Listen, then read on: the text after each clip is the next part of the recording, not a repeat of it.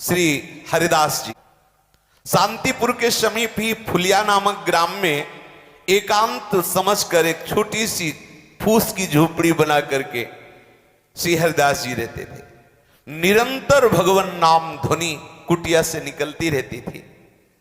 संपूर्ण देश में विधर्मियों का शासन था, बड़ा कठोर शासन उनका। बंगाल में तो विधर्मियों की सत्ता ही थी। वो अपने धर्म पर अत्यधिक जोर देते थे कि हिंदू धर्म के अधिक से अधिक लोग इस धर्म को स्वीकार करें। कोई चू नहीं बोल सकता था उनके फरमान के आगे। ऐसा कठिन शासन, स्थान स्थान पर उनके धर्म का प्रचार हो रहा था। उनके धर्म प्रचार में जरा भी कोई विघ्न अगर उपस्थित कर दे तो बादशाह से उससे सीधे मृत्युदंड, ऐसा भयंकर से भयंकर पीड़ायुक्त दंड दिया जाता था। इधर इस कुल में जन्म होने के कारण और निरंतर नाम रटने के कारण विधर्मियों के हृदय में बड़ी पीड़ा हुई कि हमारे कुल में जन्म लेकर के भी ये हिंदुओं के ठाकुर का नाम जप करते हैं। काजी को बहुत कष्ट हुआ। पहले कुछ भेजे कि उनको समझा दो, वो नाम छोड़ दें और कुरान शरीफ के अनुसार वो इस्लाम को स्वीकार करें। वहां कौन सुनने वाला है? जिसकी दृढ़ निष्ठा हो गई उसे कोई हिला नहीं सकता। फुलिया के आसपास पूर्ण शासन मानो एक बादशाह ही हो। गुराई नाम का काजी, बड़ा ही कठोर स्वभाव का। वो हरिदास जी के प्रति तो ऐसा जलने लगा, पूछो मत, ईर्ष्या का ठिकाना नहीं रहा उसके मुख। जब हरिदास जी के मुख से हरिनाम सुना तो जल गया। उसने सोचा कि हमारे धर्म में बड़ा भारी एक कलंक होगा और बहुत से जो धर्म परिवर्तन करना चाहेंगे, इस्लाम धर्म से हिंदू धर्म जाना चाहेंगे, उनका तो साहस बढ़ जाएगा। इनको ऐसा दंड दिया जाए कि कोई भूल करके भी हरि नाम ना ले। हरिदास जी का जन्म मुसलमान कुल में हुआ था। वो बस यही बादशाह से जाके कहा कि मुसलमान होकर हिंदुओं के ईश्वर का नाम लेता है, ये कुफ्र है, ये काफिर है, इसलिए इसका कत्ल कर देना हमारे धर्म शास्त्र के अनुसार उचित है। गोराई काजी ने विरुद्ध राज दरबार में अभियोग चला दिया हरिदास जी के ऊपर। राज आज्ञा हुई, तत्काल सैनिक भागे और हरिदास जी को गिरफ्तार कर लिया। मुलुकपति बादशाह के सामने हरिदास जी को पेश किया गया। देखा, दृष्टि में सिंहवत दृष्टि, मुख में नाम, चेहरे पर प्रसन्नता और तेज। एक बार कांप गया बादशाह देख करके हरिदास जी को। बड़ा तेज, बड़ी प्रसन्नता, निर्भयता नेत्रों में, और मुख में उन्हीं के सामने नाम चल रहा है, क्योंकि नाम आशिक, नाम कैसे छोड़ सकते हैं। उसने कहा इनको बैठने के लिए आसन दिया जाए। जहां बंदी बना के ले गया था वहां हरिदास जी को आसन दिया गया। हरिदास जी ने नम्रतापूर्वक मुलकपति के सामने बैठ गए। उसने दया दर्शाते हुए कहा कि आपको देखकर लगता है कि आपको दंड न दिया जाए, पर आपका जन्म मुसलमान के कुल में हुआ। मुसलमान के घर में जन्म होना ये अल्लाह की बड़ी कृपा से होता है। बादशाह ने कहा, और तुम मुसलमान के यहां जन्म लेकर काफिरों का आचरण करते हो, जानते हो तुम्हें नरक मिलेगा, कभी मुक्ति नहीं मिलेगी, क्योंकि कुरान शरीफ के अनुसार चलने पर तुम्हें मुक्ति मिलेगी। हम चाहते हैं कि तुम कुरान शरीफ को स्वीकार करो, हम तुम्हें दंड नहीं देना चाहते, बंद करो हरि नाम लेना, तुम तौबा बोलो, अर्थात गलती स्वीकार करो, प्रायश्चित करो, कलमा पढ़कर मोहम्मद साहब की शरण में जाओ, भगवान तुम्हारे अपराधों को क्षमा कर देंगे और तुम्हें मोक्ष प्राप्त होगा। मुलकपति की ऐसी सरल बात सुनकर हरिदास जी ने हाथ जोड़ा और कहा, महाशय आपने जो कुछ कहा बिल्कुल आप अपने विश्वास के अनुसार ठीक कह रहे हैं, मेरा कोई विरोध नहीं आपसे, क्योंकि हर एक मनुष्य का विश्वास अलग अलग तरह का होता है। जिस तरह का दृढ़ विश्वास होता है उसी प्रकार उसको फल की प्राप्ति होती है। दूसरों के धमकाने से या किसी प्रलोभन से या भय से जो अपनी प्रीता को, अपने विश्वास को छोड़ देता है, कैसा विश्वासी रहा, उसे कभी परमात्मा तत्व की प्राप्ति नहीं होती। जो किसी भय से, किसी प्रलोभन से अपनी निष्ठा को छोड़ दे। आपने मुझे मृत्यु दंड का भय दिखाया, मोक्ष का प्रलोभन दिखाया, मैं नाम नहीं छोड़ सकता। यदि मैं नाम छोड़ दूं तुम्हारे कहने से, तब मेरी दुर्गति हो जाएगी। क्योंकि मैं भयवश या प्रलोभनवश नाम को छोड़ दूं तो मैं मान सकता हूं कि मेरी दुर्गति हो जाएगी। ऐसा करने से मैं नरक का भागी बनूंगा। पर मैं भगवान नाम निष्ठ हूं, इसलिए मेरा सर कलम कर दिया जाए तो हंसते हंसते कटवा लेंगे सर, लेकिन नाम नहीं छोड़ेंगे। इनकी ऐसी बात सुनकर के कुछ क्षण के लिए पूरी सभा मौन हो गई। भगवान नाम का प्रभाव, मुलकपति का हृदय पसीज उठा। इनकी वो सरल वाणी, इनका वो तेज, इतना आकर्षण, वो मौन हो गया। फिर थोड़ी देर में बोला कि तुम्हारी बातें हमारी समझ में कुछ कुछ आती हैं, लेकिन ये जितनी बातें तुमने कही ये सब हिंदू फकीरों की हैं।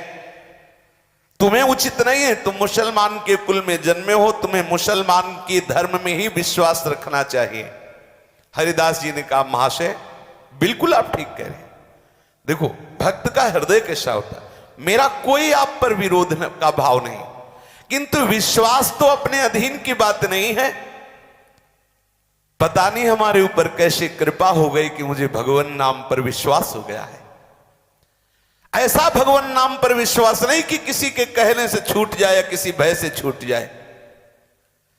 कोई हिंदू ही बना रहे, इस पर आपका कोई जोर, कोई हिंदू मुसलमान बन जाए तो आपका कोई जोर चलेगा। मान लो कोई हिंदू बना है तो आप क्या करोगे? अगर कोई हिंदू मुसलमान बनना चाहता है तो आप उससे सहयोग करेंगे, रोकेंगे नहीं। अगर कोई मुसलमान हिंदू बन जाए तो क्या फर्क पड़ता है? अगर हिंदू मुसलमान बन सकता है तो मुसलमान भी हिंदू बन सकता है। श्री हरिदास जी ने सभा में ऐसा तर्क रखा। कोई हिंदू जब अपना विश्वास छोड़कर मुसलमान होने के लिए आता है तो आपने कभी उसे दंड दिया? आपके भयवश से, आपके समझाने से कोई हिंदू धर्म का त्याग कर जब इस्लाम धर्म को स्वीकार करता है तो आप उसे क्या कभी दंड दिए कि तुझे अपने धर्म में रहना चाहिए? क्यों नहीं? उसे क्यों नहीं आपने शासन के द्वारा मजबूर किया कि वो अपने ही हिंदू धर्म में रहे? जब हिंदुओं को अपना धर्म छोड़कर इस्लाम धर्म में आने के लिए आप स्वतंत्र मानते हैं तो आपको यह भी स्वतंत्रता समझनी चाहिए कि कोई मुसलमान भी हिंदू धर्म को स्वीकार कर सकता है। फिर आप मुझे कलमा पढ़ने के लिए क्यों मजबूर करते हैं? इनकी ये बात सुनते ही न्यायाधीश चुप हो गया, कोई उत्तर नहीं। गोराई काजी ने देखा यहां तो मामला बिल्कुल उल्टा हो रहा, बादशाह चुप हो रहा, फिर क्या होगा? वो जोर से बोला कि ये सब बातें हमें नहीं सुननी, हमें इनकी ये दलीलें सुननी नहीं है, इन्हें दंड देना है। अगर इनके विरुद्ध कोई कार्रवाई नहीं हुई, ये काफिर है, तो आप समझ लो धर्म की बड़ी हानि हो जाएगी। अधर्म करने वालों को दंड देना हमारा कर्तव्य है। इसलिए बादशाह से कहा या तो एक कलमा पढ़ना स्वीकार करें या दंड भोगना, दोनों में एक पसंद कर ले, छूट देते हैं। बेचारा मुलकपति मजबूर था, इस्लाम धर्म के विरुद्ध कुछ कह नहीं सकता था, काजियों के विरुद्ध न्याय करने की उसमें हिम्मत नहीं थी। उसने गोराई काजी की बात का समर्थन करते हुए कहा कि या तो तुम कलमा पढ़ो और या दंड स्वीकार करो। हरिदास जी ने निर्भीक स्वर में कहा, महाशय मुझे जो कहना था मैंने एक बार कह दिया, भारी से भारी दंड भी हंसते हुए स्वीकार करूंगा, लेकिन हरि नाम नहीं छोड़ूंगा। कितनी बड़ी बात! यहां एकांत में बोल लेना अलग बात है, जब सामने दंड दाता विराजमान है, शासनकर्ता विराजमान है, और उस सभा में ऐसा बोलना बहुत बड़ी हिम्मत की बात है। कोई भी दंड मुझे अपने विश्वास और निष्ठा से विचलित नहीं कर सकता, ऐसा ठाकुर हरिदास जी ने कहा। आप दंड की बात कहते हो, मैं भरी सभा में कहता हूं कि तलवार से मेरे अंग के टुकड़े टुकड़े कर दिए जाएं तो भी मेरे मुख से हरिनाम निकलेगा और कुछ नहीं।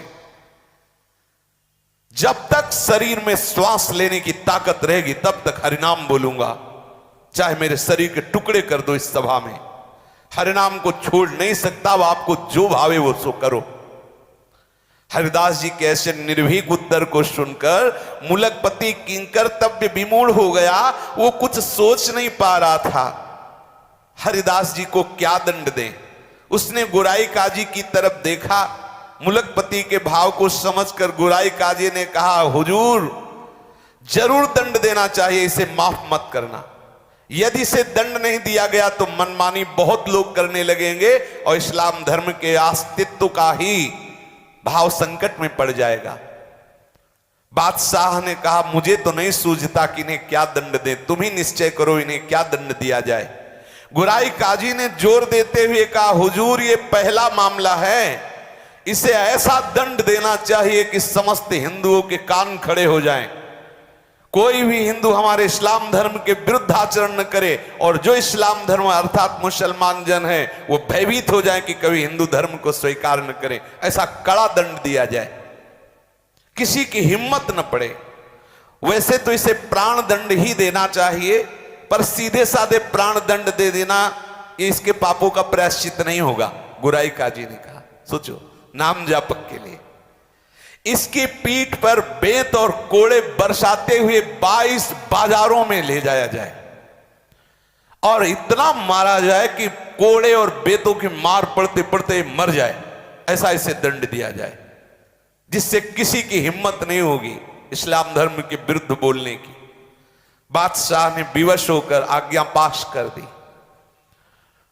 जल्लादों को हुक्म हो गया, कोड़े और बेतों की वर्षा करते हुए 22 बाजारों में हरिदास जी को जान से मार दिया जाए।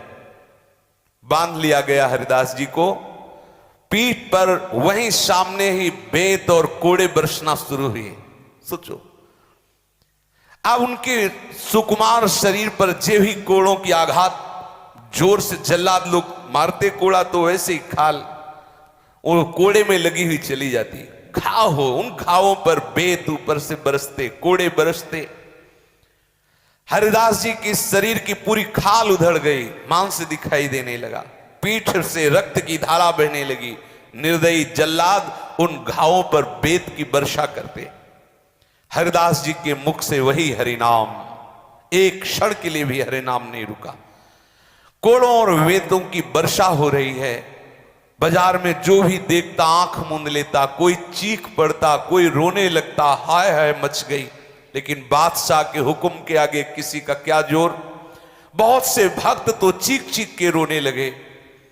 वो केवल कृष्ण नाम कीर्तन करते हुए बेत और कोड़ों की मार सह रहे हरिदास जी। एक बार भी ना तो जल्लादों की तरफ मुड़ के देखा, न जनता की तरफ, न एक क्षण के लिए भी नाम रुका। हर समय नाम चल रहा है। 22 बाजारों में घुमाया गया, शरीर रक्त से लथपथ है, हरिदास जी के प्राण नहीं निकल रहे। जल्लादों ने आश्चर्य प्रकट किया कि ऐसा कठोर आदमी तो आज तक हमने नहीं देखा। हम लोगों के 10-20 बेत कोड़े पड़ते ही कितने मूर्छित हो गए देखा है, लेकिन 22 बाजारों में कितने असंख्यों बेत और कोड़े पड़ गए, इसके होश जीव कितने बने हुए। ये मरेगा भी कि नहीं? अगर नहीं मरेगा तो बादशाह मुझे मार डालेगा। इसलिए वो जल्लाद कांप रहे कि मरेगा कैसे। हमें लगता है जो नाम उच्चारण कर रहा है इसी का प्रभाव है। भारी दुख में भी ना तो इसके मुंह पे कोई शिकन है, ना कोई वेदना है। अब हम लोग क्या करें? दयालु हृदय महात्मा हरिदास जी ने कहा, हरि बोल, हरि बोल, तू भी हरि बोल। बोले अब भी वो बोलता है हरि बोल, हरि बोल। ऐसे कह के फिर हरिदास जी आनंद मगन हो रहे, ये भी हरि बोल रहे, इनका भी कल्याण हो जाएगा, इसलिए आनंद हो रहा है। ऐसे जल्लादों के मुख से हरि नाम निकला, इनका भी कल्याण हो जाएगा। हाथ जोड़कर अश्रु प्रवाह करते हुए हरिदास जी हरि से प्रार्थना करते हैं, काजी, बादशाह और पीटने वाले इन सब का मंगल हो। हे प्रभु, कभी इनको कोई कष्ट ना हो। आप देखो संत का हृदय क्या होता है, नाम जापक का हृदय क्या होता है।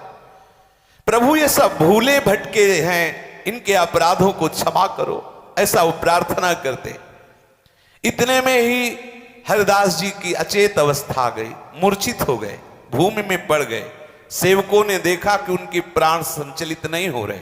उनको ऐसा भास हुआ मानो हरिदास जी के प्राण निकल गए।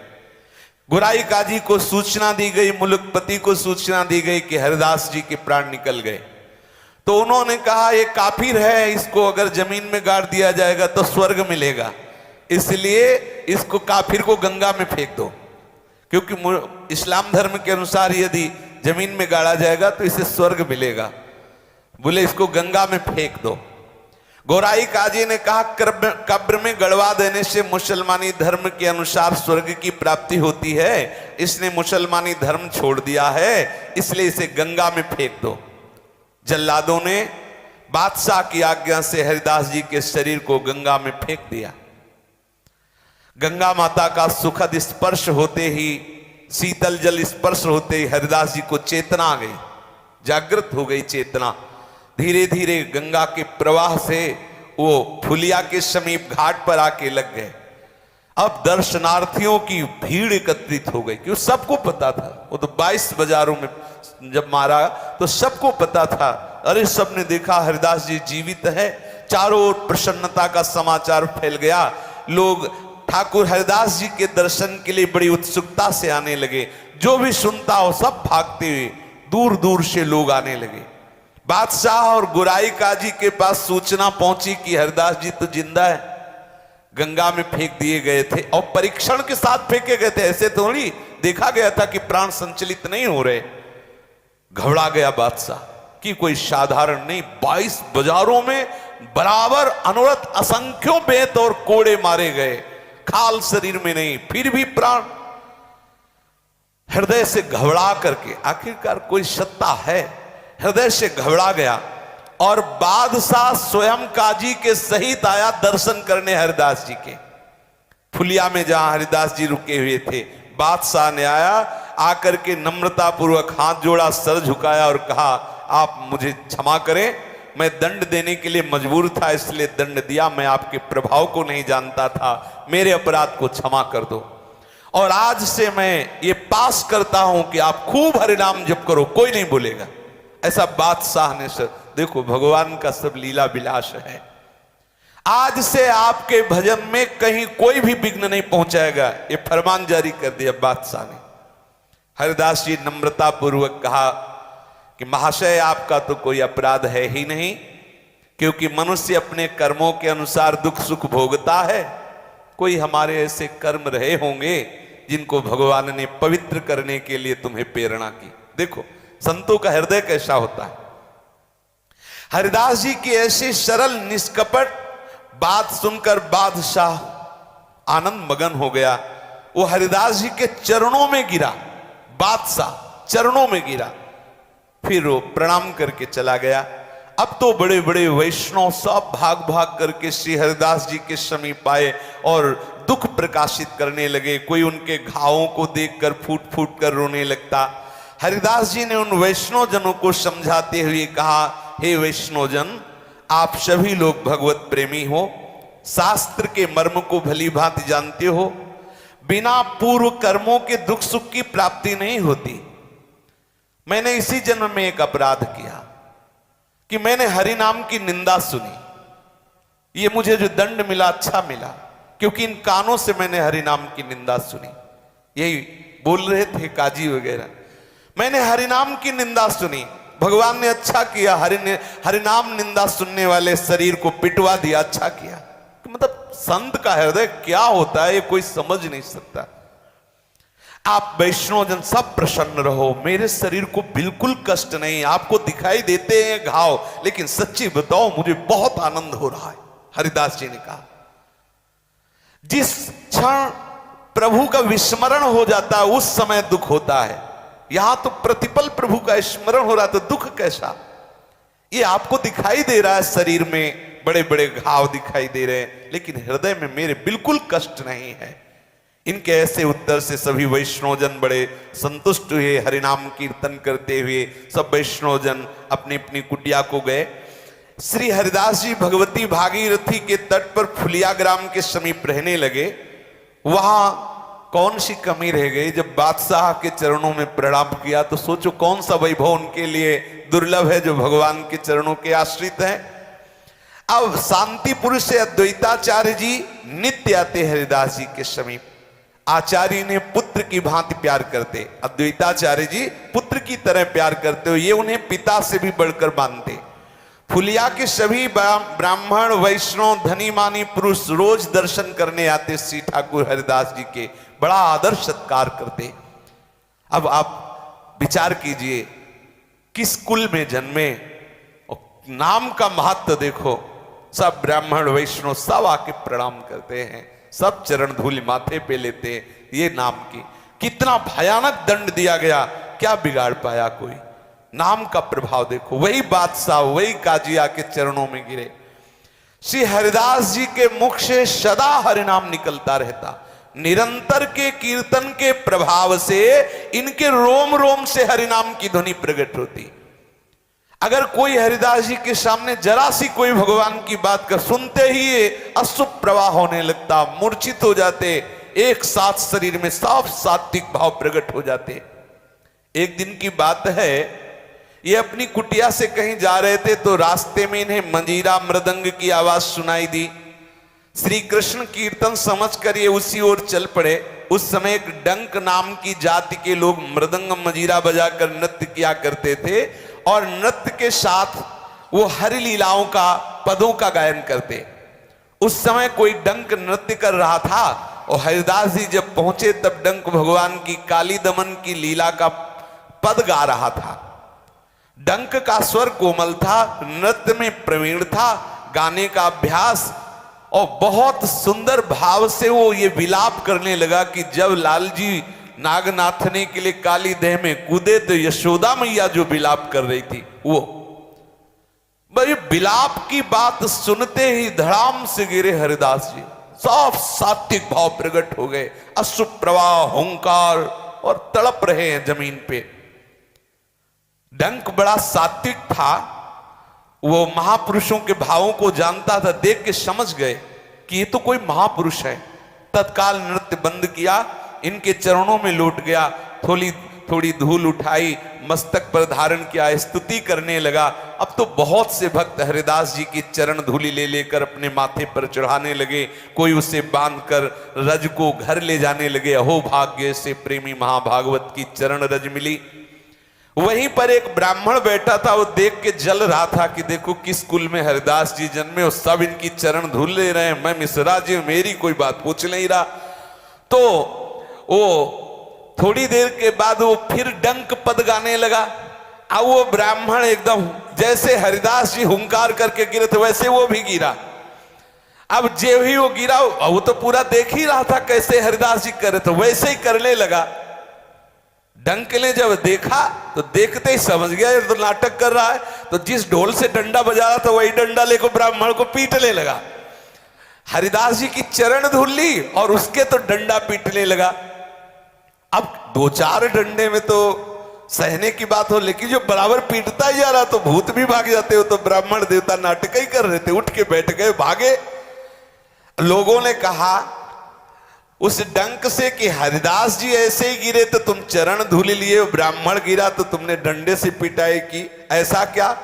तो डंक ने कहा हरिदास जी महाभागवत हैं, इनमें वास्तविक सात्विक भाव है, भगवत भाव है। और ये ब्राह्मण दम्भी दम्भ कर रहा था, ये प्रशंसा के लिए नाटक कर रहा था, और ढोंग को ठीक करने के लिए स्तुति पूजा नहीं, उसके लिए तो पिटाई चाहिए। ऐसा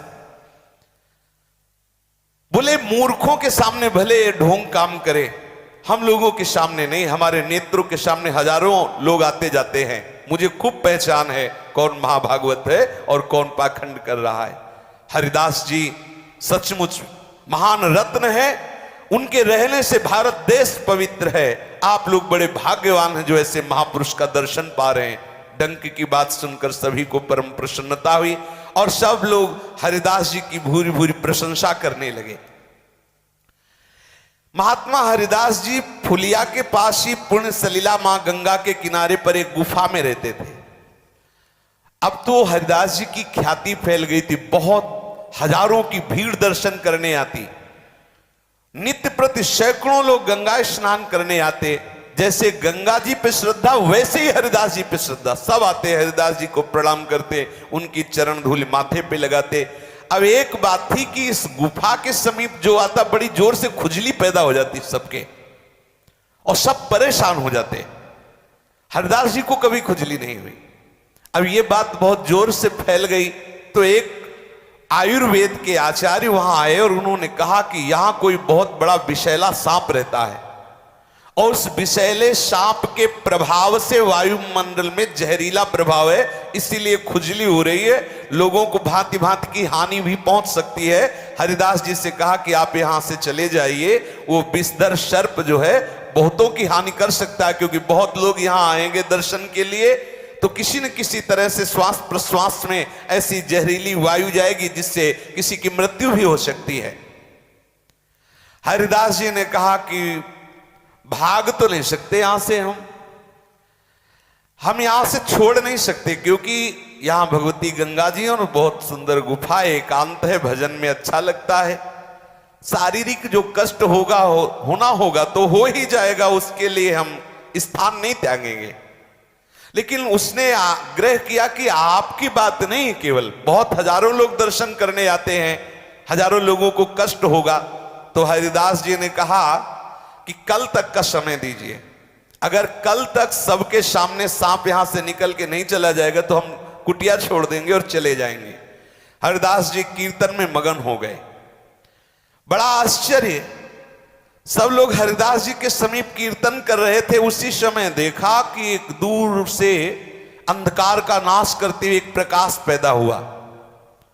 सभी भक्त आश्चर्य के साथ देख रहे थे और विचित्र रंग बिरंगा बड़ा भयंकर सर्प फण फैलाए हुए उधर से, वो जो प्रकाश था वो मणिधर सर्प की मणि चमक रही थी, उसके मस्तक की मणि प्रकाश फैला रही थी। सभी ने देखा कि सर्प वहीं जहां हरिदास जी कीर्तन कर रहे थे दूर से निकल करके और दाहिने करते हुए कीर्तनकार भक्तों को, और वहां से सबने देखा। दर्शनार्थियों को बड़ा आनंद हुआ कि हरिदास जी के देखो नाम का प्रभाव, ये भयंकर विषधारी सर्प अपने आप यहां से छोड़कर चला गया। श्री हरिदास जी फुलिया में रहते हुए गंगा जी का सेवन करते, अद्वैताचार्य जी का सत्संग करते। उसी सप्तग्राम में हिरण्य और गोवर्धन मजूमदार नाम के दो धनी जमींदार भाई निवास करते थे। उनके कुल पुरोहित परम वैष्णव शास्त्रवेत्ता पंडित बलराम आचार्य थे। आचार्य महाशय वैष्णवों का बड़ा ही आदर सत्कार किया करते थे।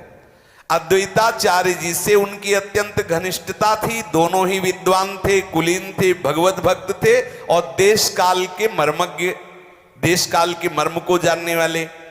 हरिदास जी कभी कभी सप्तग्राम में जाकर बलराम आचार्य जी के यहां भी रहते थे। आचार्य इनकी नाम निष्ठा देखकर बहुत प्रभावित थे, बड़े प्रसन्न होते हरिदास जी को देखकर और हृदय से लगा लेते, पुत्र की तरह दुलार करते। गोवर्धन मजूमदार के पुत्र रघुनाथ दास जी अभी बालक थे। वो जब हरिदास जी को नाम जपता देखते तो उनके मन में विकलता हो जाती, मैं कब नाम जप करूं। ये वही रघुनाथ दास जी जिनकी महिमा गाई जाती है, सोवत हु रसना रटे राधा कृष्ण सुना। आचार्य ने मजूमदार की सभा में ले गए। मजूमदार महाशय अपने कुलगुरु के चरणों में अत्यंत श्रद्धा रखते थे, वैष्णव भक्तों का यथेष्ट आदर करते थे। अपने कुलगुरु के साथ हरिदास जी को आया देखकर हिरण्य और गोवर्धन दोनों भाइयों ने आचार्य के सहित हरिदास जी को उठकर अभ्यर्चना की, शिष्टाचार किया और उन्हें बैठने के लिए आसन दिया। हरिदास जी बिना किसी रोक टोक के निरंतर मुख से नाम जपते रहते। सभी लोग देखकर आश्चर्यचकित, इनको किसी के प्रणाम नमस्कार से कोई मतलब नहीं। ये नाम कितने नामनिष्ठ महाभागवत है, सब देखकर आश्चर्यचकित होते। निरंतर नाम चल रहा है। इनके निरंतर नाम जप को देखकर कोई ऐसा नहीं होता जो एकदम आसक्त ना हो जाए। ये देखो, नाम जापक में एक विशेष आकर्षण होता है। बहुत से पंडित लोग भी वहां बैठे हुए थे। भगवान नाम जप का प्रसंग आने पर पंडितों ने नम्रता पूर्वक पूछा कि भगवान नाम जप का अंतिम फल क्या है, इससे किस प्रकार के सुख की प्राप्ति होती है? क्या हरिनाम जप से सभी दुखों का नाश हो जाएगा? क्या केवल नाम जप से मोक्ष मिल जाएगा?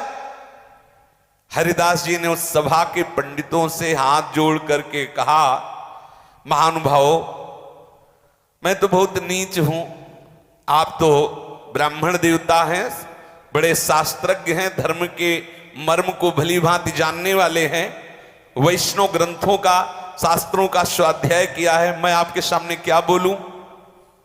किंतु जब आपने प्रश्न किया है तो मैं आपको इतना बता देता हूं कि भगवान नाम से क्या नहीं हो सकता, कौन सा सुख नहीं मिल सकता। भगवान नाम सर्वश्रेष्ठ महामहिमा में है।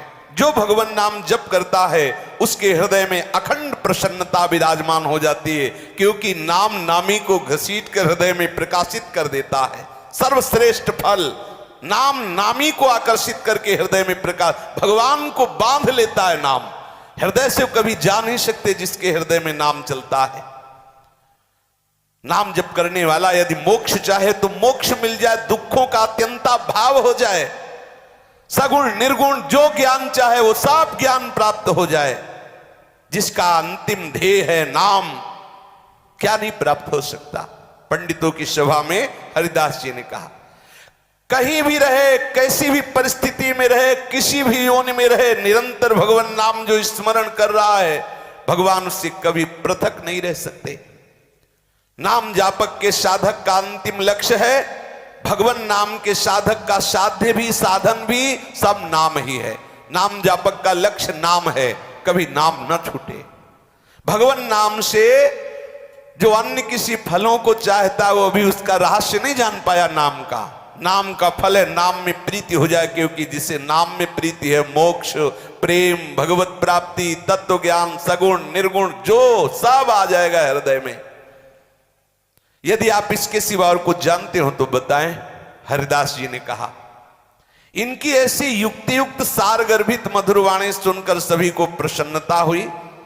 सभा में गोपाल चक्रवर्ती नाम का बैठा हुआ आदमी था, वो बड़ा तार्किक था। हरिदास जी की बात का खंडन करते हुए खड़ा हुआ और बोला, केवल भावुकता की बातें मत बोलो, पढ़े लिखे तो हो नहीं, नाम जोर से उच्चारण करते हो, बस कह दिया सब हो जाएगा नाम से, शास्त्रों का अध्ययन किया है।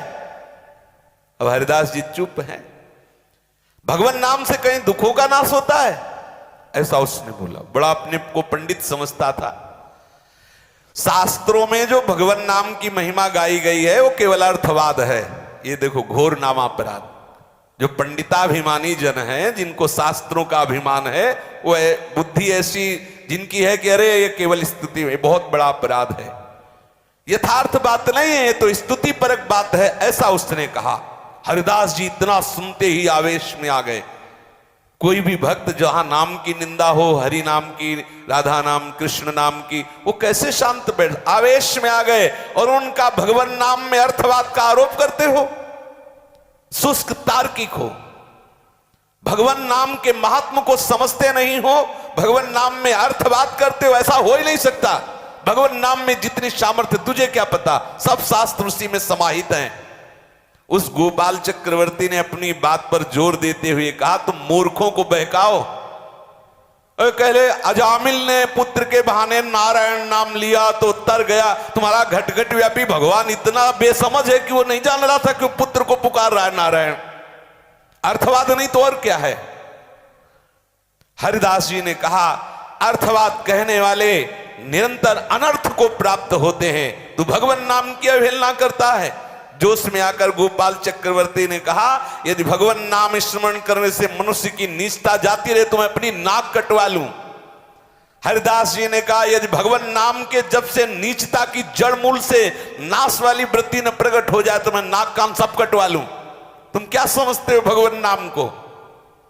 ये बात बढ़ते देखकर आचार्य द्वैताचार्य जी ने कहा, शांत रहो, क्योंकि जो बड़े महापुरुष होते हैं वो सब तर्क विवाद। उस वैष्णवापराधी को पीनस रोग हुआ, कुछ ही दिन में उसकी नाक सड़ गई। जो कह रहा था नाक कटवा ले, काटना नहीं पड़ा, सड़ गई, कीड़े पड़ गए नाक में। वैष्णव, घोर वैष्णव अपराध। से हरिदास जी जैसे नाम प्रेमी महापुरुष से तर्क विवाद निश्चित समझो। कालांतर में उसकी सड़ गई नाक, अपने आप सड़ के कट गई।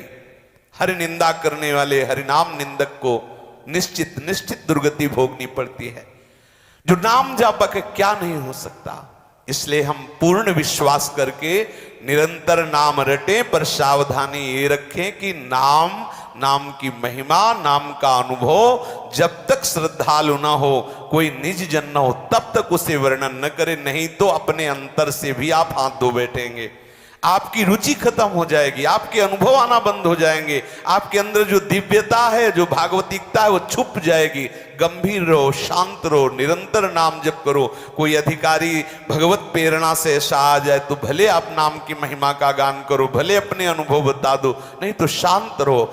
आपके हृदय में जब वस्तु जागृत हो जाएगी तो दूसरों को अपने आप लाभ मिलने लगेगा। सच्ची मानिए, जब फूल में पराग आ जाता है तो भौरों को निमंत्रण कार्ड नहीं भेजने पड़ते, अपने आप भौरे आते हैं और तृप्त हो जाते हैं उस पराग में। ऐसे ही आप नाम का खूब निरंतर रटन करें। नाम के प्रभाव से प्रेम पराग जब जागृत हो जाएगा तो न जाने कितने प्राणियों को उस प्रेम पराग से तृप्ति का अनुभव होगा। सावधानी जो महापुरुषों ने बताई उसके अनुसार हम चले, निरंतर नाम रटें।